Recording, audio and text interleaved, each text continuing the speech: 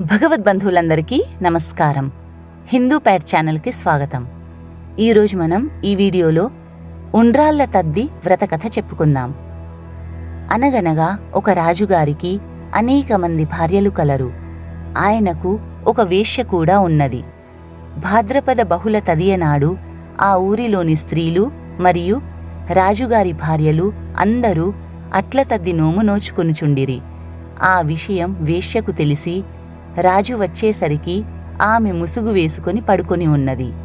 అది చూసి రాజు వేశ్యను ఎందుకిలా ఉన్నావు అని అడిగాడు.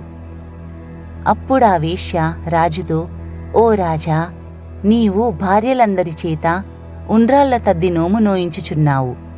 నేను నీ ఉంపుడుగత్తెనగుట చేత కదా నన్ను చులకనగా చూస్తున్నావు.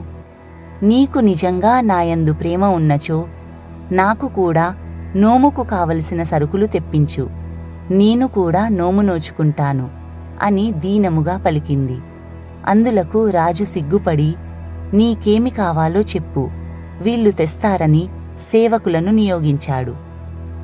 అంతటా ఆమె చమత్కారముగా ఆకు గీకు, కోకా గీక, కూరా గీర, పప్పు గిప్పు, బెల్లం గిల్లం, పీటా గీట అన్నీయూ కావాలి అని చెప్పింది. సేవకులు పట్టణమంతా తిరిగి తిరిగి వర్తకులను ఆ సరుకులు కావాలి అని అడిగారు. అందుకు వర్తకులు, అన్నీ ఉన్నాయి కాని గీ అన్న వస్తువులు లేవు అని చెప్పారు.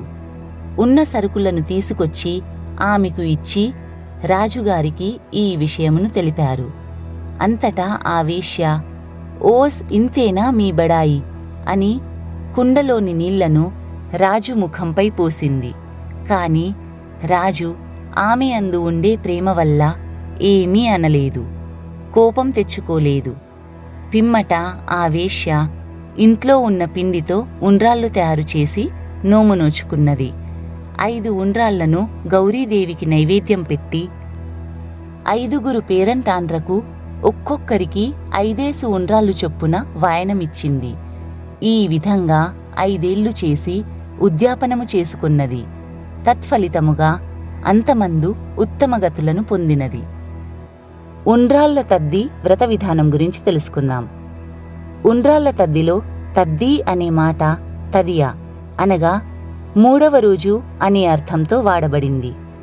బాగా వర్షాలు కురిసే వర్ష ఋతువులో, అందున భాద్రపద మాసంలో పూర్ణిమ వెళ్ళిన 3వ రోజున ఉండ్రాళ్ల తద్ది నోమును నోచుకోవాలన్నారు పెద్దలు. ఈ నోము గురించి పార్వతీదేవికి స్వయంగా శివుడే చెప్పాడని ప్రతీతి. భాద్రపద బహుళ తృతీయ తిథి నాడు సూర్యోదయానికి ముందుగానే తలంటు పోసుకొని గౌరీదేవిని పూజించాలి. గౌరీ పూజ చేసిన తరువాత రాత్రి వండిన పదార్థాలను 5 ముత్తైదువులతో కలిసి భుజించాలి. ఇదంతా సూర్యోదయానికి ముందే జరగాలి. అనంతరం ఆ రోజు ఏమీ తినకుండా కేవలం ద్రవాహారం అనగా మంచినీళ్లు, పాలు మాత్రమే తీసుకుంటూ సూర్యాస్తమయం తరువాత 5 ఉండ్రాళ్లను, ఒక చీర, రవికెను పూజానంతరం గౌరీదేవికి సమర్పించాలి. తమ శక్తి కొలది 5 ముడులు వేసిన తోరమును, 5 ఉండ్రాళ్లను, వాయనముపై దక్షిణ తాంబూలాలను ఉంచి 5 ముత్తైదువులకు వాయనమివ్వాలి. వారి వారి శక్తిని బట్టి వాయనంలో చీర, రవికలను కూడా సమర్పించుకోవచ్చు. ఈ చీర, రవికలను ఉండ్రాళ్లతో కలిపి ఇవ్వాలి. ఈ నోము చేస్తున్నప్పుడు వచ్చిన వారందరి పాదాలకు పసుపు రాసి వంగి నమస్కరించి అక్షతలను వేయించుకోవాలి.